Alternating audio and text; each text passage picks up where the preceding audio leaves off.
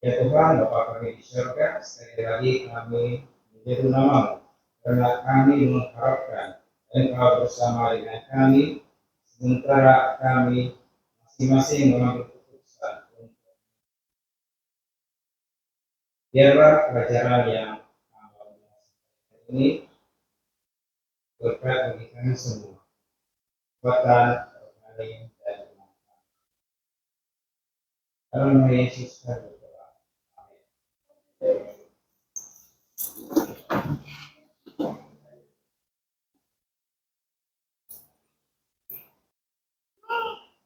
Sekali lagi saya ingin mengucapkan selamat bertemu di dalam ruangan dalam gereja pada hari Sabat ini, dan pelajaran kita pada hari Sabat ini diambil daripada pelajaran yang sudah disediakan bagi kita di dalam siri kebangunan rohani. Saya pikir bukan untuk gereja kita saja, tetapi seluruh anggota atau seluruh gereja bagi Sabat, ataupun mungkin satu negara kita.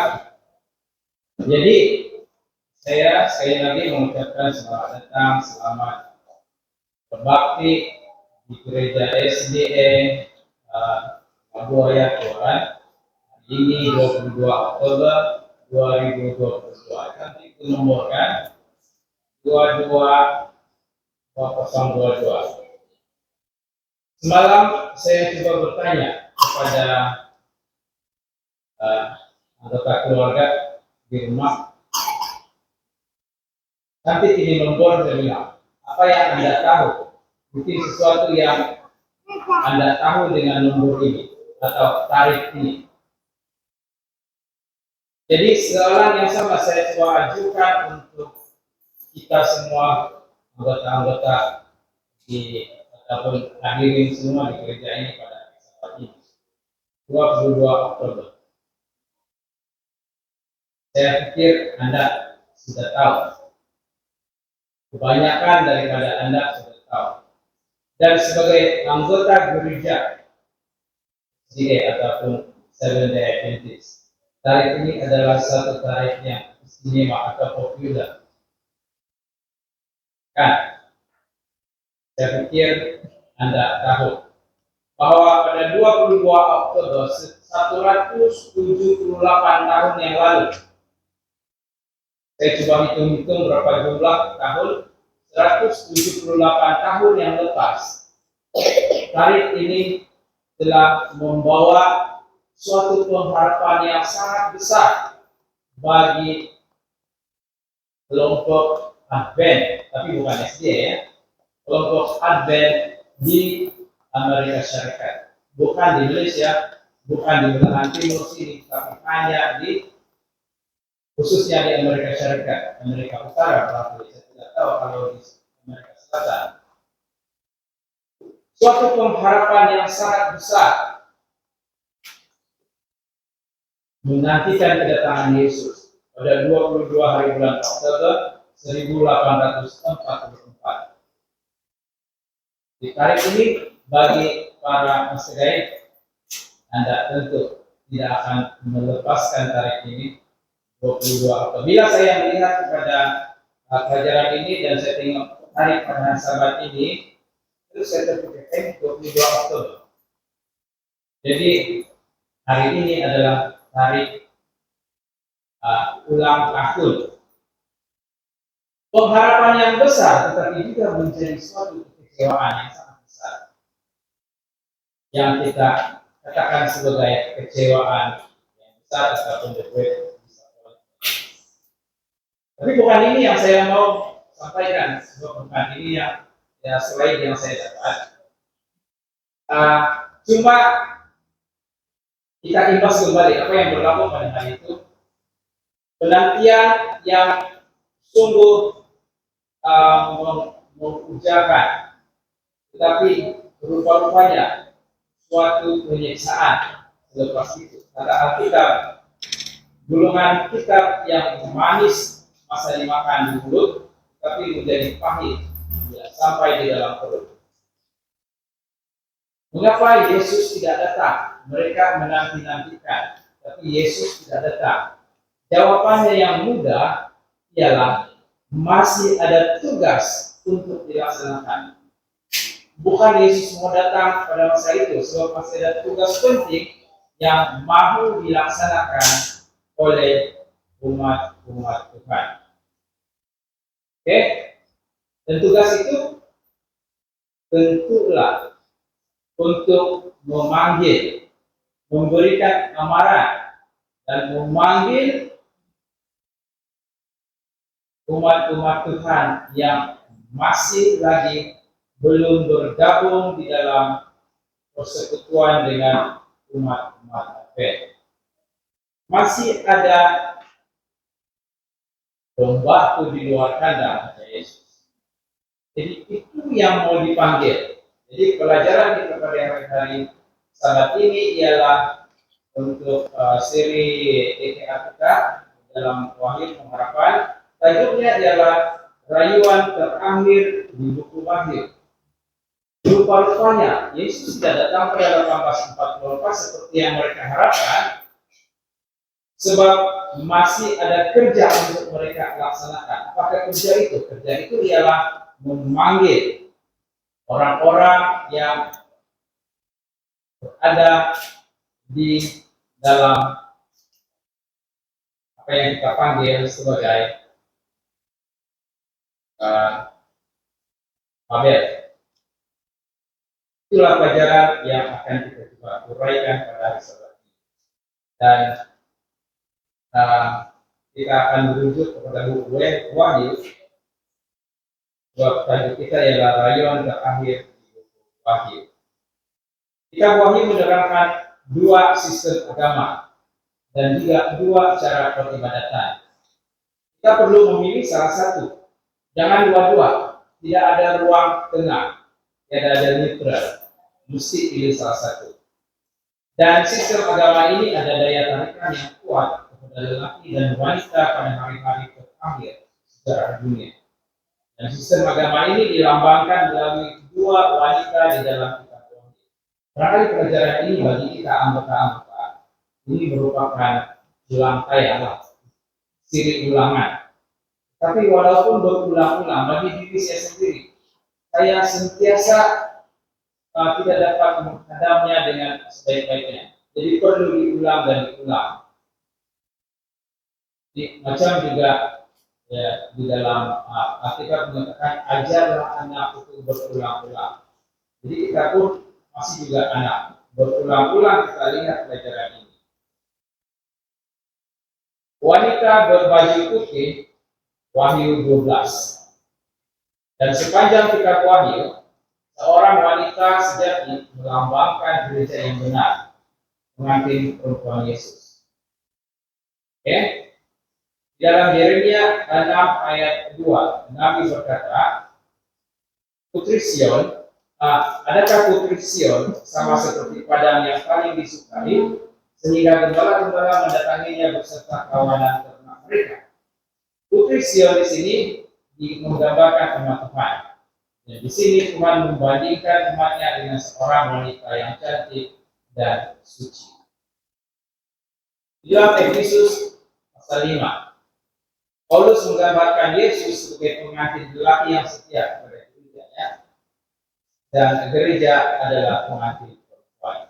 Jadi ini adalah ulang kaji saja lah ya. Perempuan adalah gereja, sementara pengantin lelaki adalah Yesus. Dalam kitab Wahyu, pasal yang ke-12, terdapat simbol yang menarik tentang seorang wanita yang berpakaian putih. Dia setia kepada kekasihnya. Siapa kekasihnya? Tentulah Yesus. Dia tidak tercemar dengan korupsi ataupun doktrin palsu. Jadi wanita suci adalah setia kepada Yesus ataupun pengantin lelakinya. Dia digambarkan sebagai pengantin perempuan Kristus atau gerejanya di bumi. Tapi dalam Wahyu 17 ada lagi seorang wanita muncul. Wanita ini menunggang seekor binatang yang berwarna merah jambu atau merah ungu. Alkitab memanggilnya wanita pelacur. Agak besar juga bahasa ini kan, kata ini. Dia telah meninggalkan kekasih sejatinya, yaitu Yesus. Nah, inilah sistem agama yang bukan. Hari ini kita akan melihat terutamanya fokus kita ialah wanita tunggal dalam kehidupan. Saya ikut saja skripnya, tapi memang itulah yang dikatakan walaupun di dalam Alkitab. Saya berharap semasa kita belajar subjek ini kita akan melihat betapa pentingnya tema kita, yaitu jika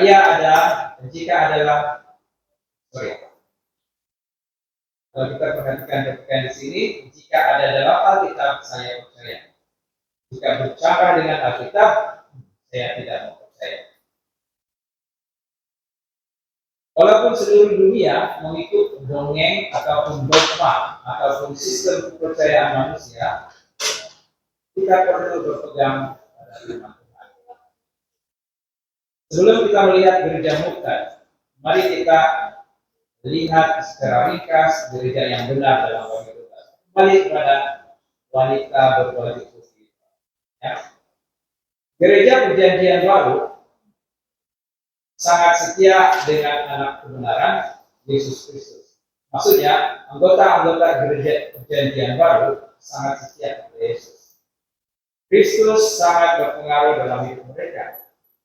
Kasih sayang pengantin perempuan melekat pada Tuhan.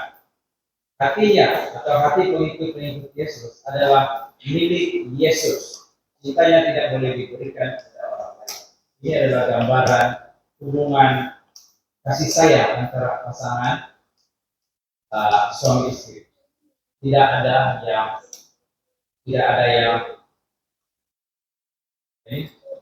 tidak setia, melainkan kedua-duanya saling mengasihi. Gereja Perjanjian Baru dalam Wahyu 12 digambarkan sebagai pengantin perempuan Kristus. Ya. Tapi gambaran itu berubah apabila sampai kepada Wahyu 17. Seorang wanita lain datang yang berbeda dengan wanita dalam Wahyu 12. Wahyu 17 ayat 1 dan 2, mari ke sini aku akan menunjukkan kepadamu utusan atas pelacur besar yang duduk di tempat yang banyak air. Dengan dia, raja-raja di bumi telah berbuat cabul, dan penghuni-penghuni bumi telah mabuk oleh anggur percabulannya.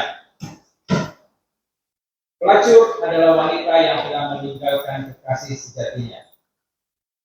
Ini adalah gambaran tentang gereja yang telah jatuh atau telah murtad.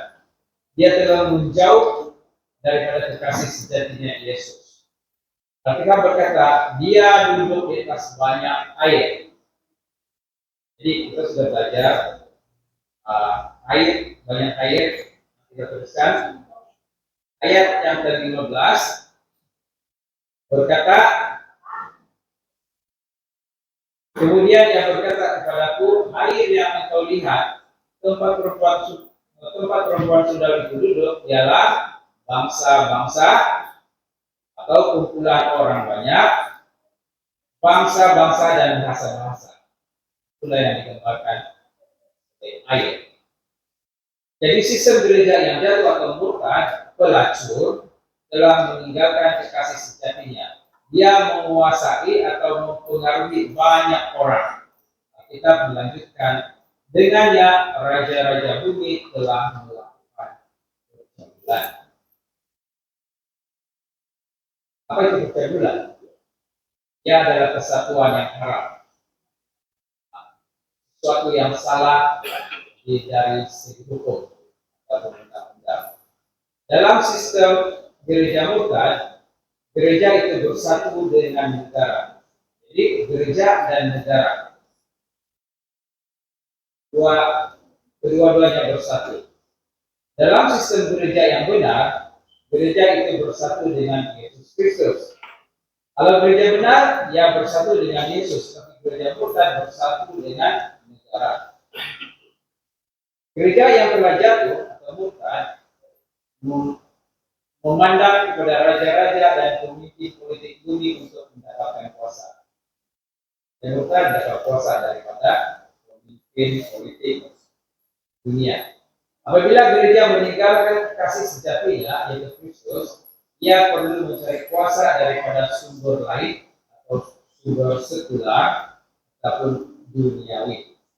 Jadi gereja murtad mencari kuasa daripada gereja-gereja di bumi atau pihak berkuasa negeri. Kita berkata, dan penduduk bumi menjadi mabuk oleh anggur percabulannya.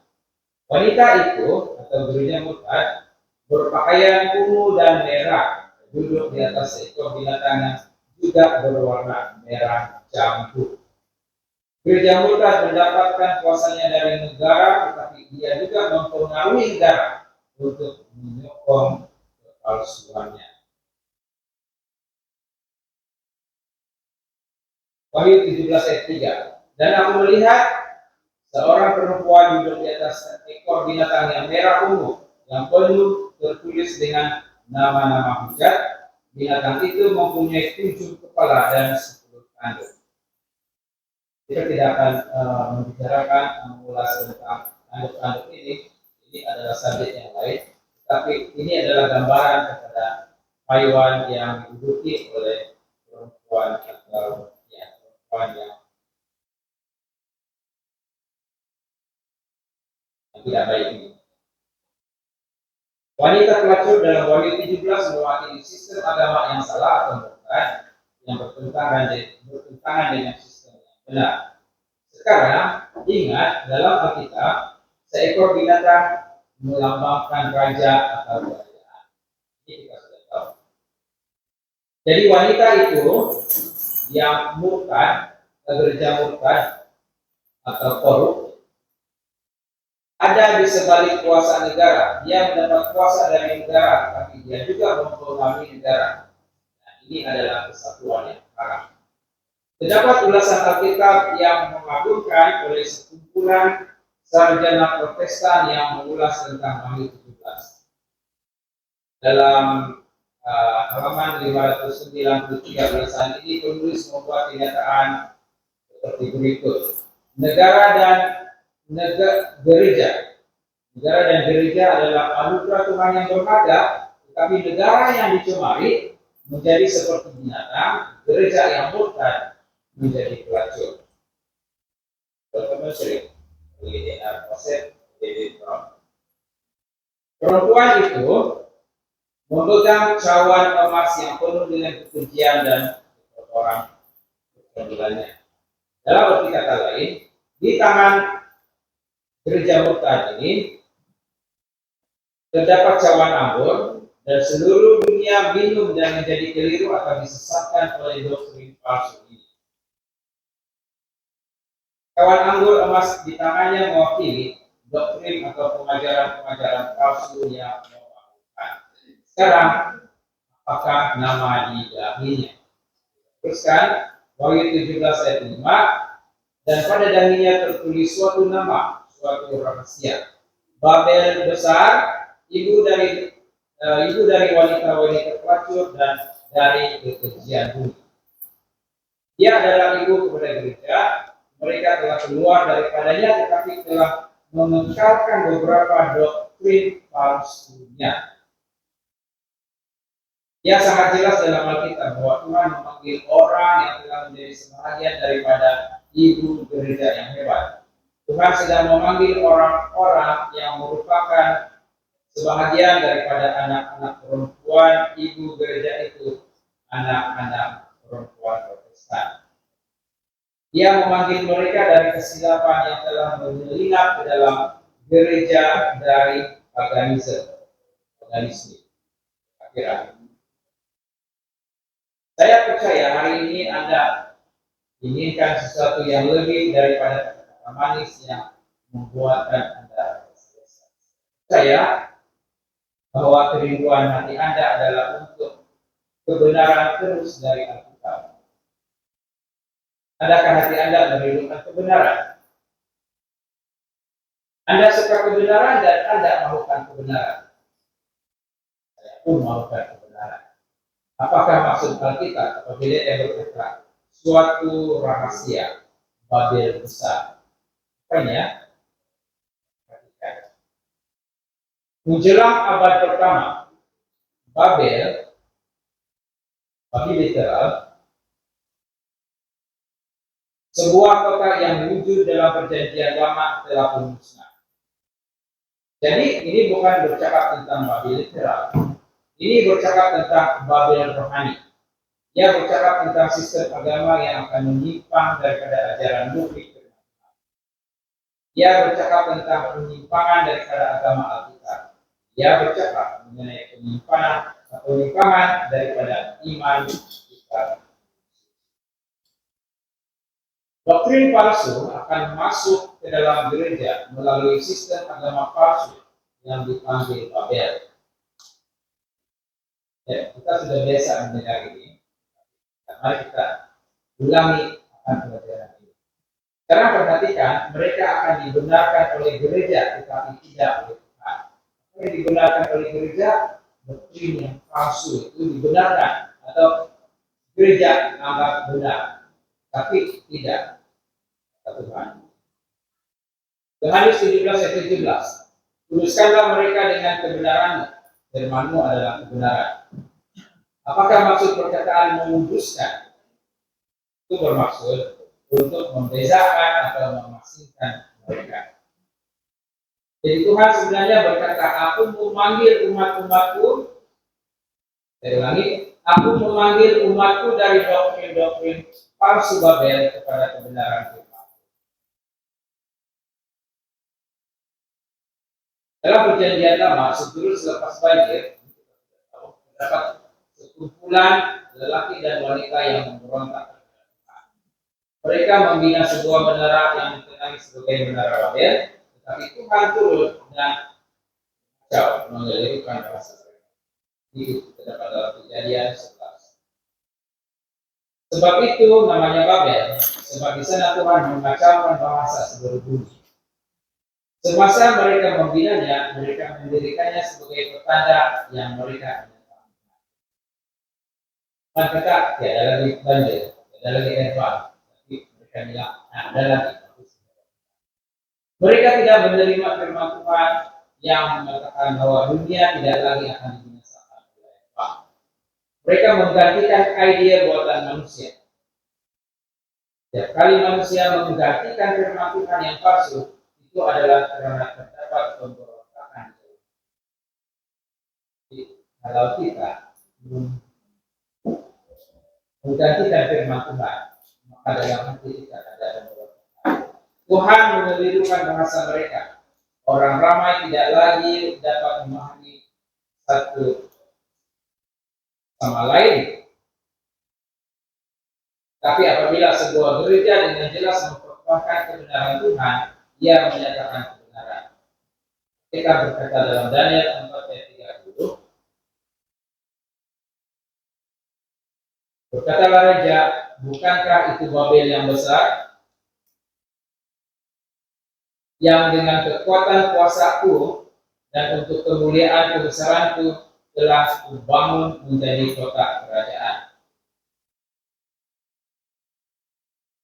Babel rohania atau Babel spiritual mewakili agama buatan manusia yang ditubuhkan oleh manusia berdasarkan ajaran manusia, ditubuhkan pada ide manusia. Ini adalah Babel spiritual. Terdapat satu bentuk agama buatan manusia yang dibina oleh pemimpin agama manusia yang cemerlang, yang menentang kuasa Injil dan gereja, menentang kuasa Injil dan kuasa gereja yang dibina oleh Yesus. Inilah agama buatan manusia. Yesus sendiri berkata dalam Matius 19 ayat 18, aku akan mendirikan jemaatku dan alam maut tidak akan menguasainya.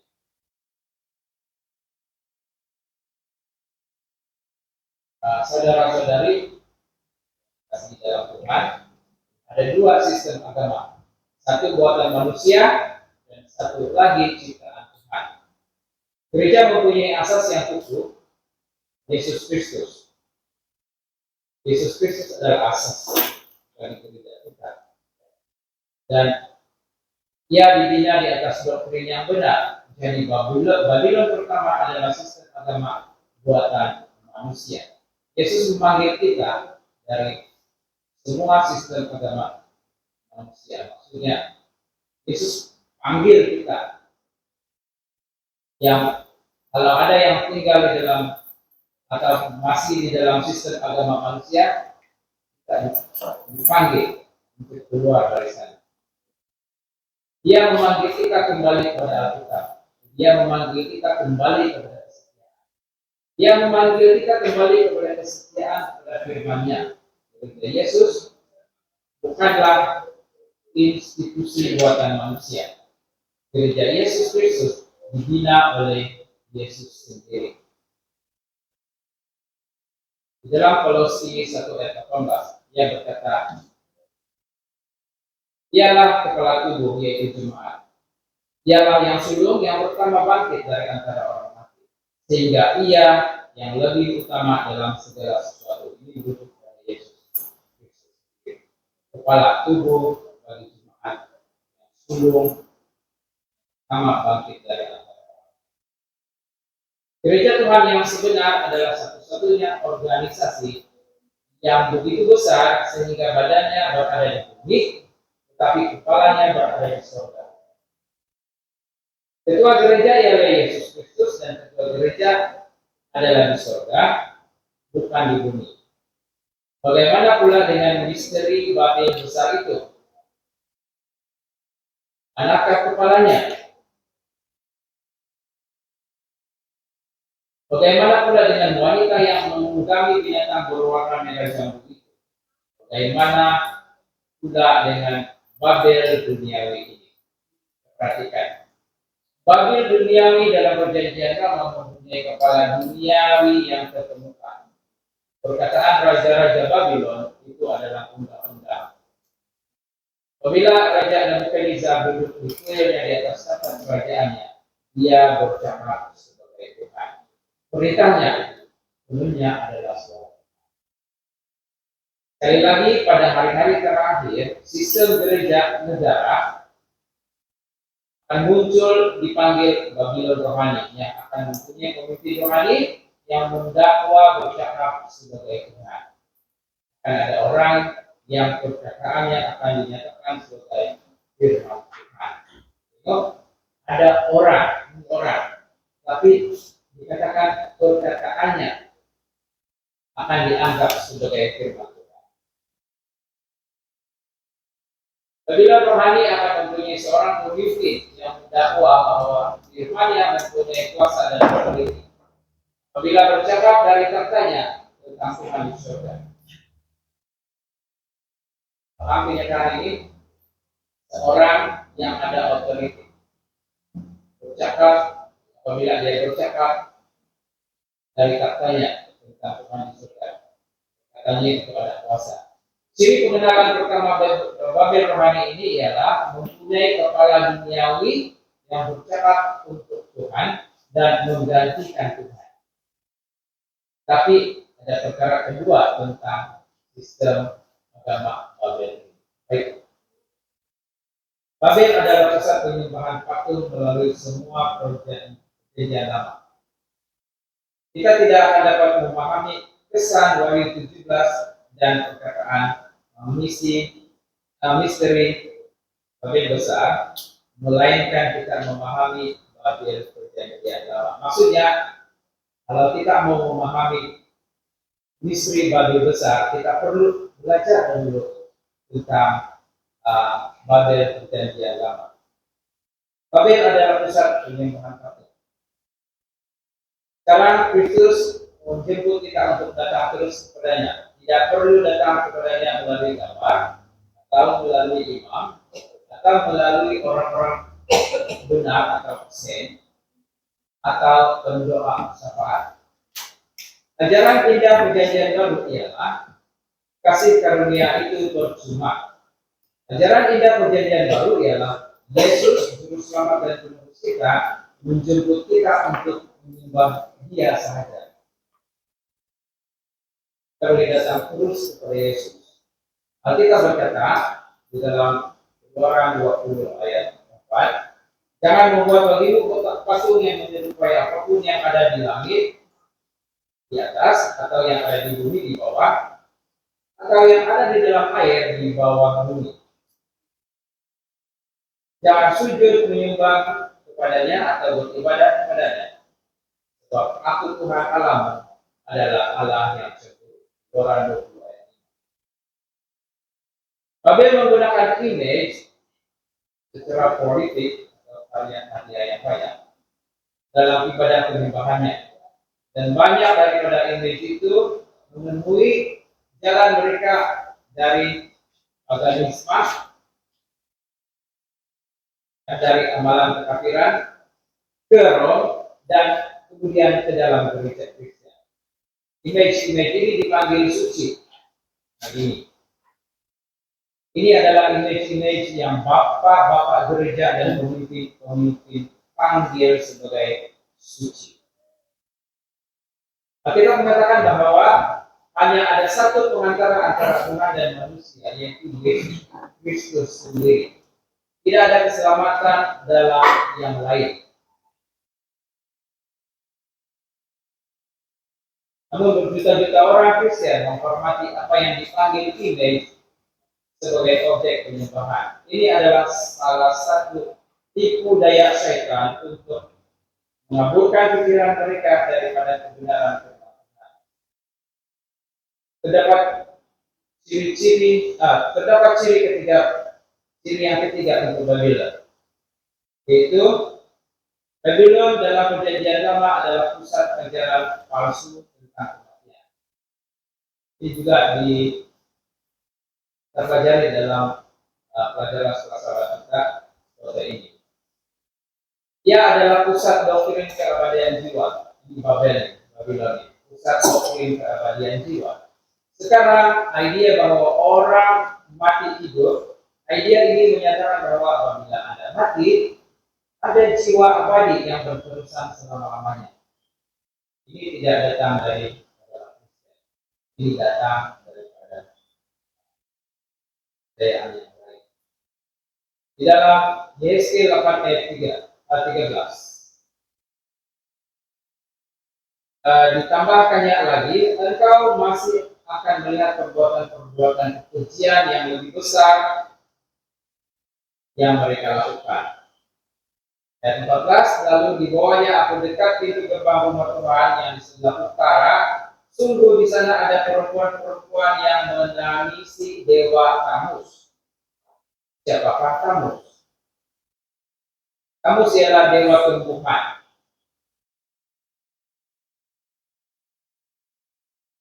Orang Babylon percaya bahwa apabila musim sejuk menggelapkan langit dan terdapat malam yang panjang, Tamus telah meninggal dunia.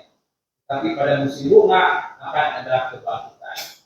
Dan beberapa umat Tuhan, orang Yahudi, menerima ide palsu ini dari Babylon terus daripada kekafiran.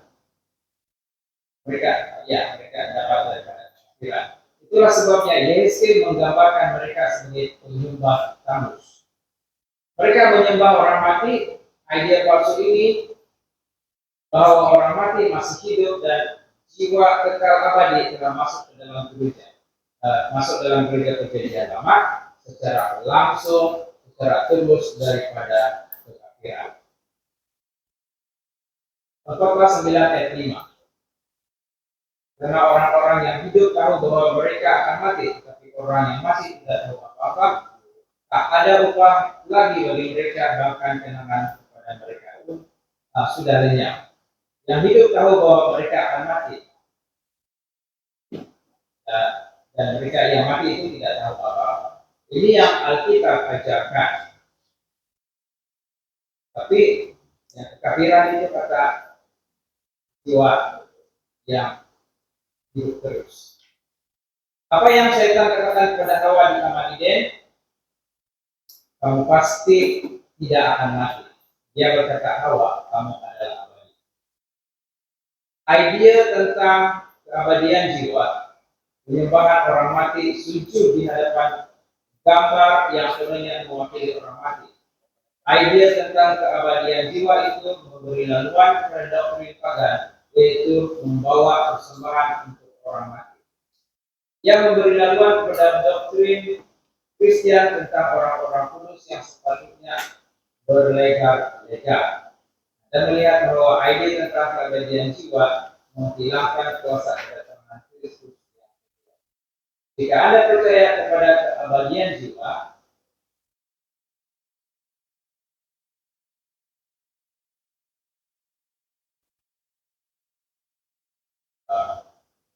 mari tidak apa, kita lanjutkan saja.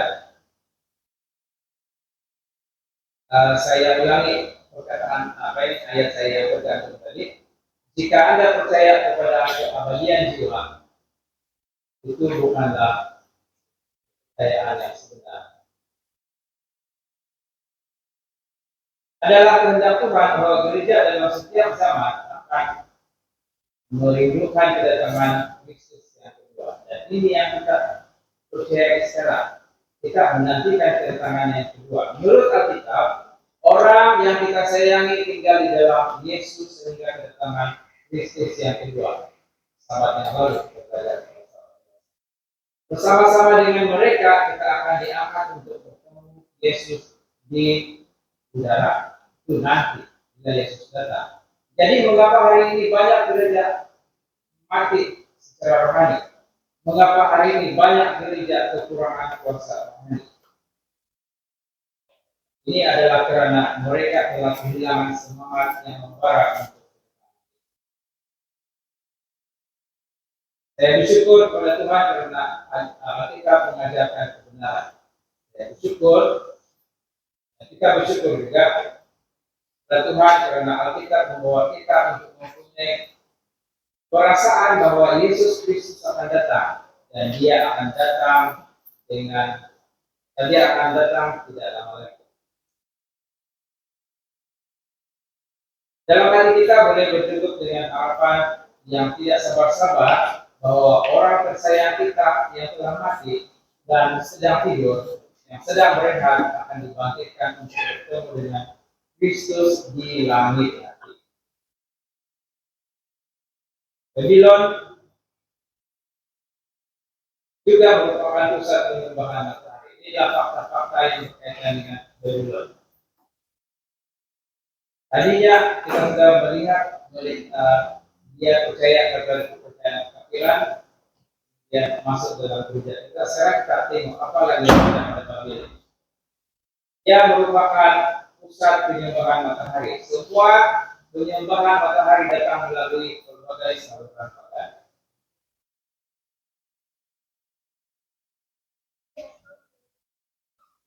Yesaya 8 ayat 16, kemudian dibawanya aku ke pelataran dalam rumah Tuhan.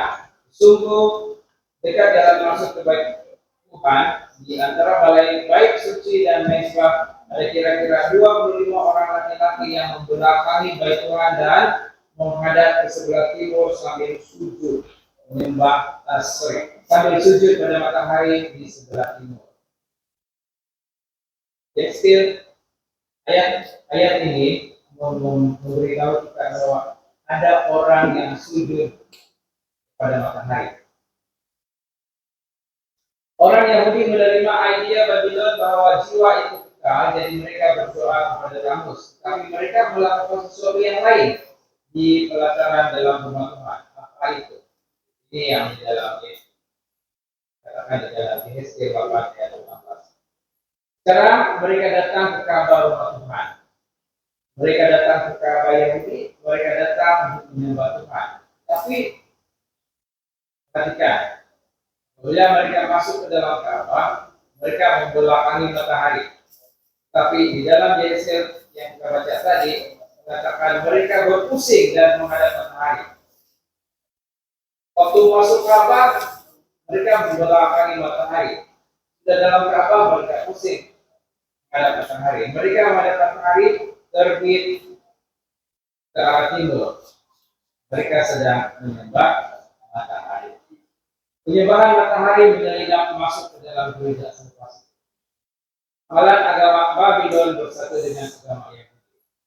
Agama Babylon kekafiran masuk dalam gereja Yahudi bercampur. kemudian penyembahan matahari ini masuk.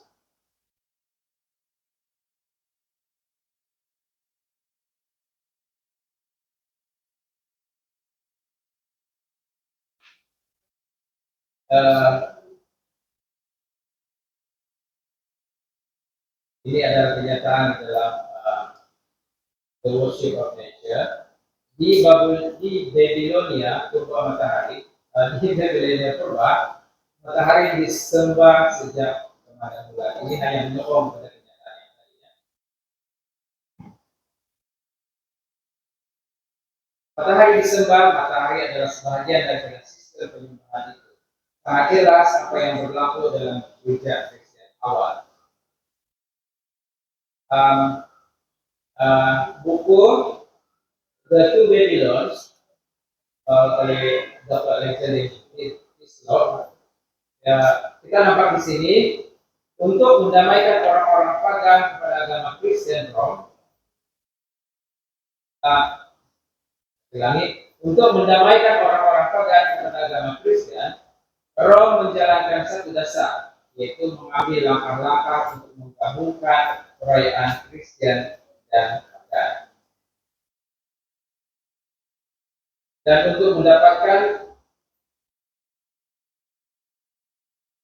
paganisme dan kekristenan, ini jauh tenggelam dalam penyembahan berhala. Dalam hal ini seperti dalam banyak perkara lain untuk berjabat tangan. Maksudnya Babylon, kekristenan dengan kekafiran telah bergabung, mereka berjabat tangan. Jadi agama Kristen dan pagan berjabat tangan. Ahad menjadi alat atau medium untuk menyatukan paganisme dan Kristen. Adakah Anda melihat apa yang Tuhan katakan dalam Wahyu 17? Yang mengatakan bahwa banyak doktrin palsu akan masuk ke dalam gereja. Yang mengatakan bahwa ibu gereja yang hebat telah hancur dari kebenaran. Sebuah gereja berdasarkan idea merit atau perbuatan baik manusia untuk mendapatkan keselamatan. Sebuah gereja berdasarkan idea image dalam penyembahan. Sebuah gereja yang berdasarkan idea jiwa yang abadi. Sebuah gereja berdasarkan idea penyembahan perayaan. Semuanya adalah sebahagian daripada budaya yang dipanggil Babylon. Kalau kita ingat, tadi ada disebut doktrin yang palsu. Sayang sekali, hari itu atau Ahad dicap dengan tanda paganisme dan dibaptis dengan nama Tuhan Matahari. Kata The Baptist Network. Kemudian diterima, pakai dan disahkan oleh pemuda dan kawasan dan diwariskan sebagai warisan suci kepada Protestanisme. Oke? Apa maksudnya? Daripada kepercayaan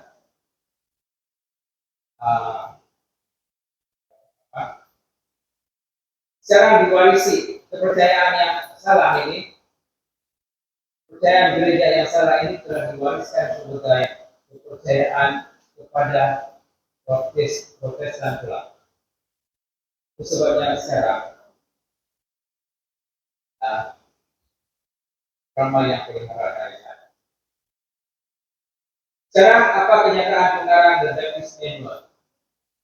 Dia berkata, sayangnya bahwa hari Ahad telah datang melalui perairan paganisme yang berlumpur. Kemudian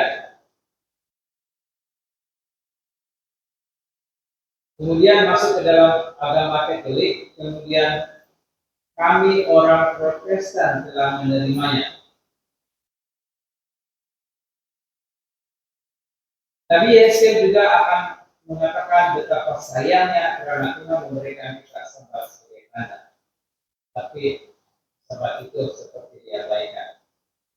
Ajaran dari Babylon purba akan menggeliat masuk ke dalam gereja ibu yang besar. Gereja-gereja Protestan akan meninggalkan gereja induk yang besar. Seperti dinyatakan di dalam Yesaya 20 ayat 12, hari-hari Sabatku juga kuberikan kepada mereka menjadi peringatan di antara aku dan mereka, supaya mereka mengetahui bahwa akulah Tuhan yang memutuskan. Hari Sabat sebagai tanda. Tapi ajaran daripada gereja yang bertentangan. Tuhan akan membangkitkan orang-orang hebat, tapi malangnya mereka akan mengekalkan kesilapan dari gereja, dari ibu gereja seperti keabadian jiwa. Maksudnya, kalau kita perhatikan, walaupun ada orang-orang yang Tuhan panggil dalam kelompok gereja-gereja yang murtad ini, tapi dan mereka akan mengekalkan kesilapan seperti peribadatan pada hari Ahad. Kita teruskan, seseorang berkata lagi, adakah semua orang itu hilang? Tidak, mereka bukan. Mereka tidak hilang. Oleh kasih karunia kita diselamatkan melalui Kristus. Ramai daripada mereka mengasihi Yesus, tetapi kita hidup pada zaman akhir. Kebenaran adalah kebenaran dan mesti diikuti. Tuhan sedang membentangkan nubuatan wahyu kepada Baptis dan Metodis dan Episkopal dan Pentakostal dan yang mengasihi Yesus. Ini bukan kita saja. Di dalam Yesaya 22 ayat 26, imam-imamnya memperkosa hukum Tauratku dan menajiskan hal-hal yang kudus. Begitu, mereka tidak membedakan antara yang kudus dengan yang tidak kudus. Saya percaya teruskan tidak mengajarkan perbedaan yang najis dengan yang tahir, mereka yang menutup mata terhadap hari-hari Sabat. Demikianlah aku dinajiskan di tengah-tengah mereka. Saya percaya bahwa Nabi Yesaya akan berseru hari ini dengan mengatakan banyak pemimpin agama yang menyembunyikan mata mereka daripada kebenaran Tuhan.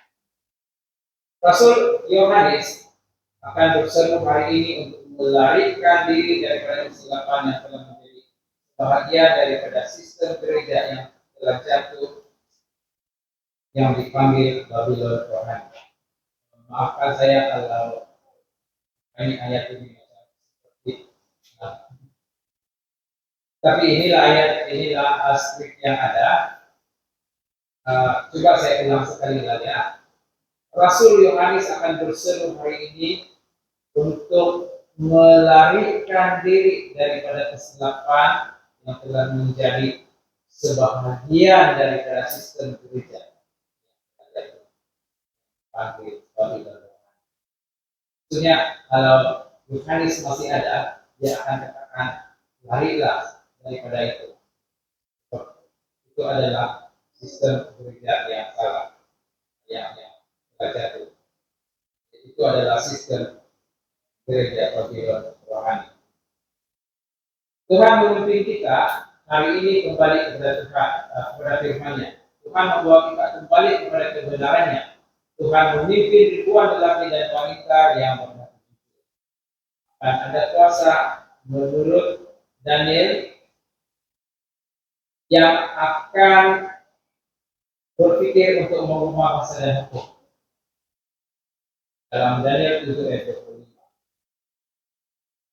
Saya suka apa yang dikatakan oleh penulis Protestan James Elliot dalam bukunya Sabat Kekal, halaman 123. Dia mengulas Daniel 7 dan percobaan manusia untuk mengubah hukum Tuhan. Katakan di sana, apa yang dicadangkan untuk membuat pemadaman dalam kelahiran surga? Adakah dua hukum yang kekal dicemari oleh tangan makhluk. Saya rasa soalan ini agak bagus. Adakah law hukum Tuhan yang kekal yang mengatakan jangan membuat bagi patung apapun, adakah itu akan dicemari oleh manusia? Ataupun law hukum Tuhan berkaitan dengan sabat yang mengatakan ingatlah hari sabat, dan ini akan dicemari oleh tangan makhluk itu. Jadi meneruskan, dia yang mengusulkan tindakan sedemikian hendaklah menguatkan dirinya dengan alasan Tuhan dan sekuat kuasanya.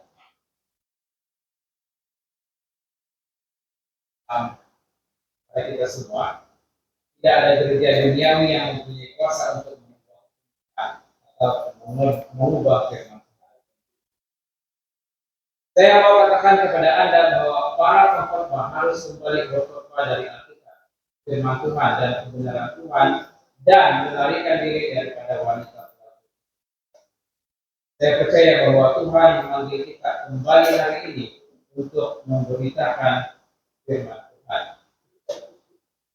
Saya percaya bahwa firman Tuhan memanggil kita kepada kebenaran. Saya percaya bahwa Yesus Kristus memanggil kita kepada kebenaran. Tuhan kita sedang mengumpulkan sekumpulan orang yang percaya bahwa Kristus adalah satu dalam hidup mereka.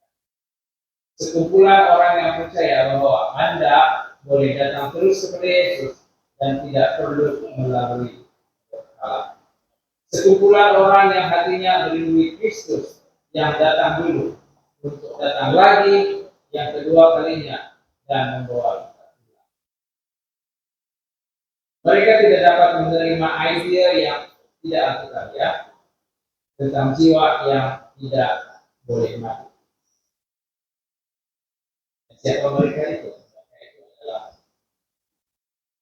kita semua yang menggabungkan diri dalam satu kelompok yang mau menerima ajaran yang seperti yang Alkitab ajarkan dan seperti yang Yesus ajarkan.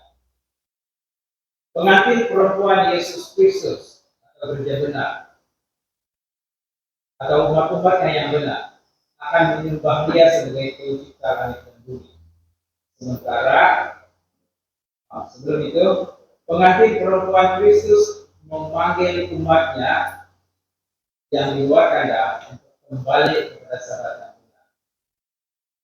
Sementara itu perempuan yang berbaju merah dan ungu, perempuan yang menunggangi binatang yang berbulu merah, ataupun kita pahami sebagai gereja Mukad, telah mengelilingkan cawan anggurnya dan dunia mabuk dengan doktrin-doktrin palsu.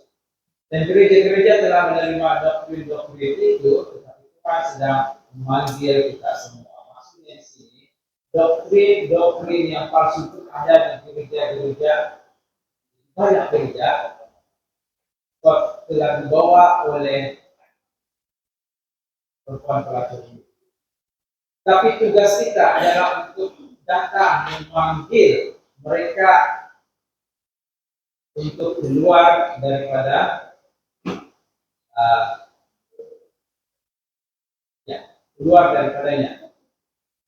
keluar daripada gereja-gereja yang berbeda, untuk bergabung dengan umat-umat yang percaya kepada atau yang setia kepada Yesus Kristus. Di dalam Wahyu 18 ayat 2, dan dia berseru dengan suara yang kuat, katanya, sudah rubuh Babel kota besar itu. Sistem gereja yang telah jatuh telah hanyut dari firman Tuhan. Sistem gereja yang telah jatuh telah hanyut.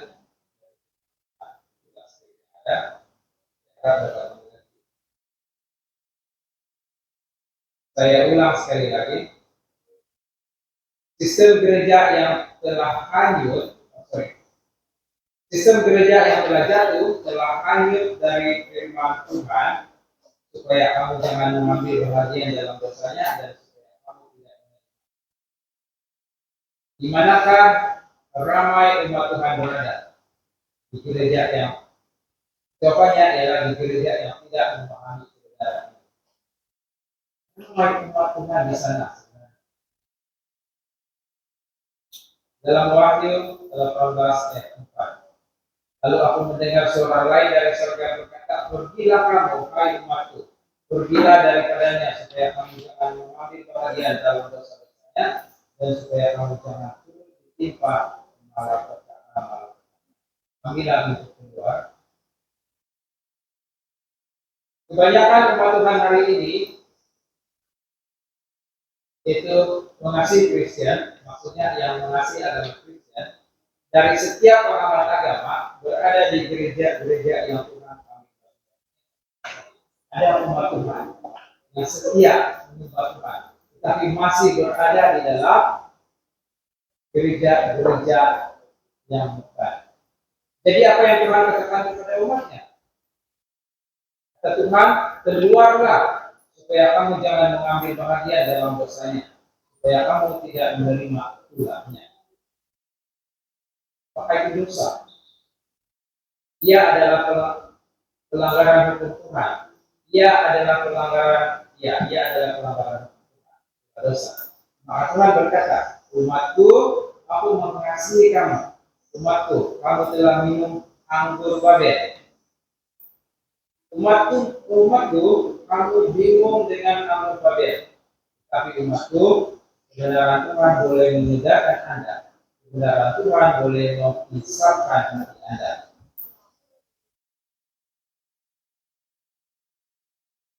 Jamison, Osset, dan Brown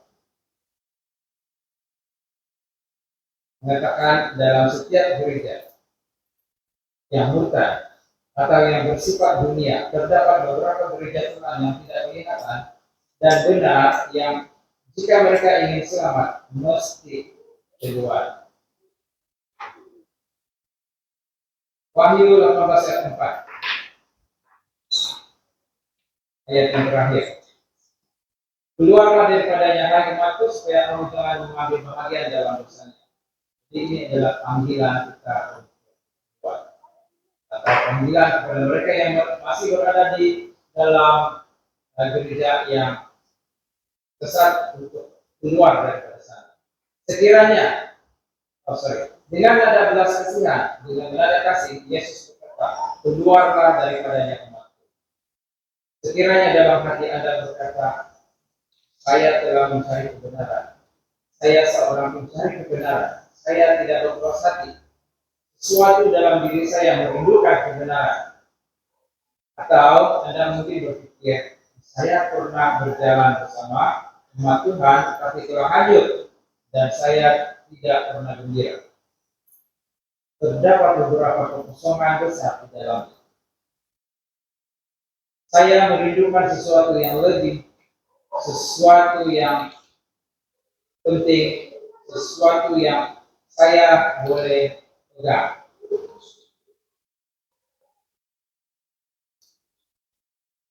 Atau sekiranya Anda sebagai anggota namun masih bergumul dengan penawaran perempuan berpakaian itu, ketahuilah Tuhan sedang memanggil kamu, sedang memanggil kita. Tuhan telah menjemput kita ke sini untuk mendengarkan kabar ini. Saya percaya bahwa Tuhan prihatin kepada Anda dan saya. Mungkin Anda seorang suami, atau Anda sedang sendirian. Atau mungkin Anda seorang istri juga atau seorang yang bersendirian. Anda mungkin satu-satunya dalam keluarga Anda yang mendengar perkataan ini. Dan dalam nada kelembutan dan kasih, Yesus berkata kepada Anda, keluarlah daripadanya, wahai kaumku. Jika itu kerinduan saudara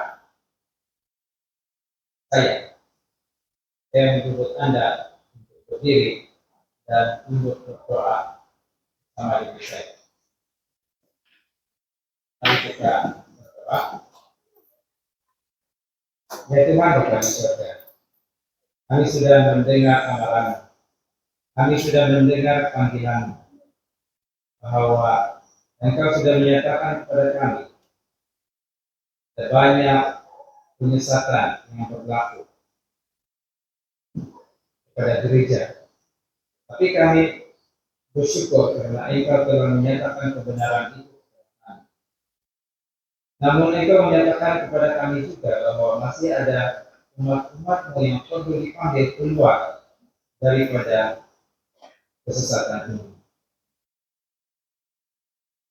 Mungkin kami juga terpengaruh oleh kekuatan daya tarikan daripada pengajaran yang menipu ini ya Tuhan. Tapi beri kami kemampuan, beri kami kekuatan agar kami dapat mengenali setiap penipuan yang ada di sekeliling kami, khususnya yang berkaitan dengan penipuan terhadap kebenaran Tuhan.